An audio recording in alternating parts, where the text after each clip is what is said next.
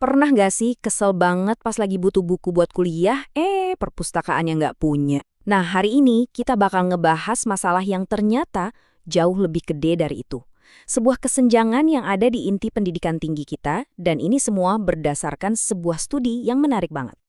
Coba deh bayangin, kamu semangat banget nih masuk jurusan baru yang keren. Idenya udah banyak di kepala. Terus, pas dapat tugas pertama, langsung lari ke perpus. Tapi, apa yang kamu temuin? Rak-rak buku yang paling kamu butuhin, malah kosong melompong. Dan ini bukan cuma cerita karangan loh. Buat banyak banget mahasiswa dan dosen, terutama di jurusan-jurusan yang baru buka, ini tuh kenyataan pahit sehari-hari. Sesuatu yang bener-bener ngehambat proses belajar mereka. Ternyata ya, masalah ini tuh ada namanya. Namanya kesenjangan koleksi. Jadi ini istilah buat ngegambarin, ya, jurang pemisah gitu antara buku-buku yang disediain perpus sama apa yang sebenarnya dibutuhin mahasiswa dan dosen buat sukses di jurusan mereka. Oke, jadi pertanyaannya kok bisa sih kesenjangan ini kejadian? Dan apa dampaknya buat mahasiswa? Nah, studi ini ngasih tahu kita kalau perpustakaan itu bukan sekedar gudang buku ya. Idealnya, perpus itu jantungnya universitas. Tempat yang aktif banget ngedukung kurikulum, ngebantu mahasiswa biar bisa ngasilin karya-karya terbaik mereka, entah itu tugas atau skripsi. Ada kutipan dari Suwarno yang pas banget nih buat ngegambarin masalah ini. Intinya gini, kalau koleksi yang ada nggak nyambung sama kebutuhan kurikulum, proses belajar bisa macet. Jadi ini bukan cuma soal nggak nyaman aja ya, tapi ini udah jadi ancaman buat kualitas pendidikan itu sendiri. Terus, gimana dong cara mahasiswa dan dosen ngakalin ini pas sistemnya seolah-olah ngecewain mereka? Jawabannya, nah ini dia bagian yang paling mengejutkan dari penelitian ini. Jadi, kalau perpusnya aja nggak punya jawaban, terus gimana? Apa mahasiswanya nyerah gitu aja? Ya, jelas enggak dong. Mereka pasti cari jalan lain. Dan inilah temuan kuncinya.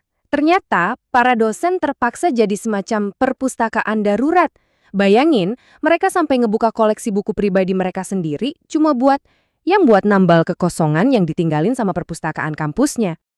Meskipun kedengarannya heroik banget ya dari para dosen, tapi ini jelas bukan solusi jangka panjang. Kenapa? Karena ini bikin akses jadi nggak adil buat mahasiswa kan?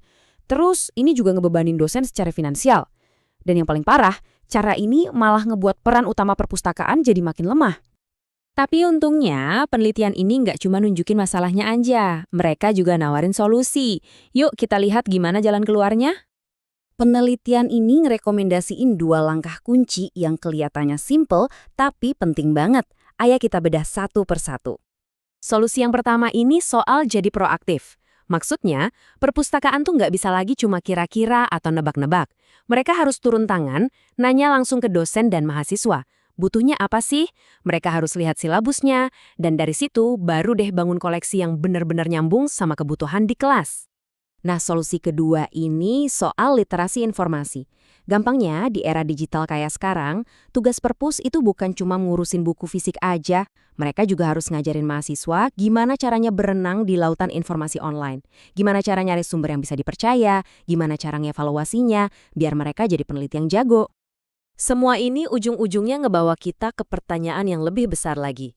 Jadi, perpustakaan masa depan itu seharusnya kayak gimana sih? Ada pemikiran menarik nih, yang bilang kita perlu ubah cara pandang kita. Perpustakaan itu bukan lagi tempat yang pasif, yang kerjaannya cuma nyimpen buku. Seharusnya, perpustakaan jadi pusat kegiatan yang dinamis, tempat di mana ilmu pengetahuan itu bukan cuma disimpan, tapi juga diciptakan dan disebarluaskan. Jadi pergeserannya itu benar-benar fundamental. Dari yang tadinya model gudang penyimpanan, jadi model pelayanan. Fokusnya geser, bukan lagi soal ini loh buku-buku yang kita punya, tapi jadi gimana caranya kita bisa bantu kamu nemuin informasi yang kamu butuhin. Jadi sebagai penutup, coba kita renungkan pertanyaan ini. Di tengah gempuran inovasi dan serba digital sekarang, nilai sebuah perpustakaan itu sebenarnya ada di mana? Apa di tumpukan bukunya yang tebal-tebal itu? Atau jangan-jangan nilainya ada di kemampuannya jadi jembatan? Jembatan antara kita, manusia, dengan lautan pengetahuan dalam bentuk apapun yang kita butuhkan.